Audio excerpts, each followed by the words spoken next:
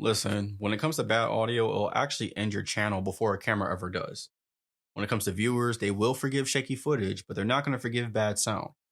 Now, I actually own 3 different mics. And in this video, I'm actually going to show you, if you're starting out as a budget, all the way out to a studio setup. And I'm going to show you what I'm using for my content when it comes to audio. So I actually own 3 pieces of audio gear right now. I actually have the DJI Mic 1, the DJI Mic Mini, and I actually have a Rode PodMic XLR, and I have that connected to a Vocaster 1 interface. So the first mic we're actually going to be discussing will be the DJI Mic 1. Now this is how the audio sounds coming out of the DJI Mic 1. It's a bigger receiver, bigger transmitter, and it's actually built for creators that are actually moving and not sitting around.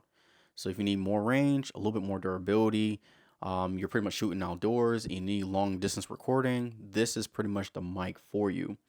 You can do 2-person interviews. You can do, if you're shooting outdoors, if you want to do any type of YouTube content or content creating, this is a great mic to have. And the thing that I love about this is that it actually has, 32-bit flow, and it also has, internal, audio storage. So if for any reason I need a backup file when it comes to, this type of footage, or when it comes to this type of audio, rather, this will be a great mic to have.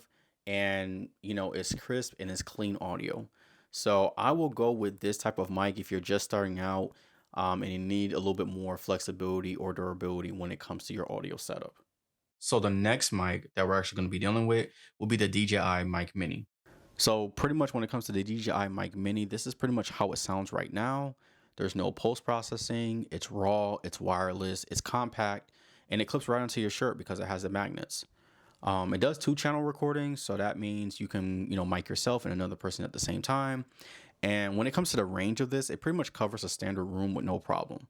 So if you're doing like a desk setup, a solo YouTube channel, or any type of talking head content, this pretty much handles everything. So if you're doing short form content as well, this is pretty much really, really dope to have because, you can be very discreet as possible and still have that crisp audio.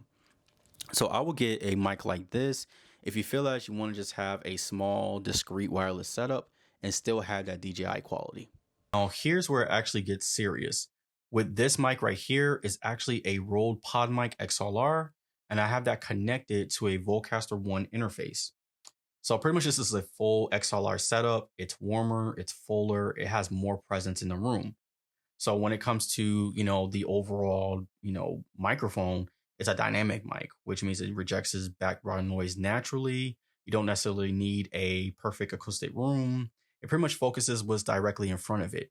And then when you have that connected to the Vocaster 1, it actually bridges the gap between a professional XLR cable and your laptop. So without the interface, you pretty much can't connect anything together because it's an XLR and it's, a laptop. So if you have the Vocaster 1, you pretty much can connect the XLR cable to the interface.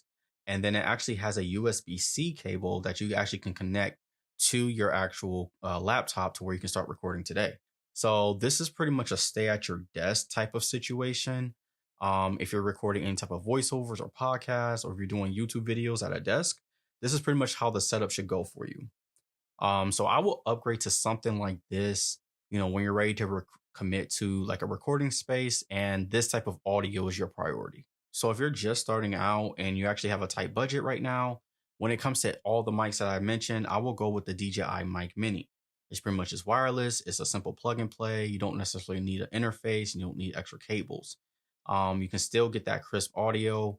And like I said, it's great for, it's versatile when it comes to content creating, and it's good.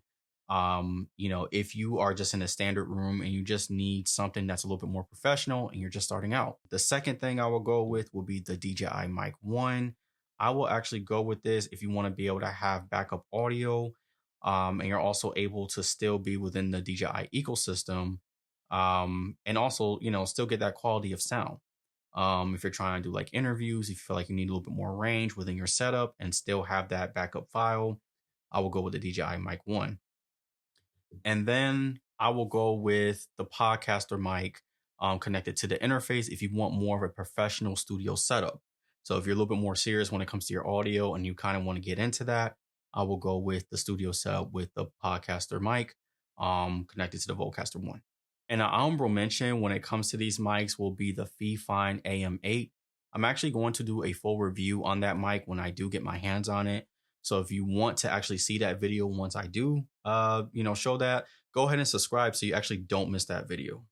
Now, all the mics that I mentioned in this video today, they're actually linked in the description. They are affiliate links. So if you do decide to purchase one of these mics, it actually helps out the channel. So there's no extra cost for you. When it comes to your mic setup, or when it comes to your audio setup rather, what tier are you on right now? Go ahead and drop it down in the comments. I actually read every single one, and maybe I can give you some feedback on what you can do to improve your audio. So if you're still early within your content creation journey, and you actually need help when it comes to any type of camera setups or any type of lighting gear, I do have videos down below that you actually can view. Go ahead and watch those videos. Let me know your thoughts, and I'll catch you guys on the next one.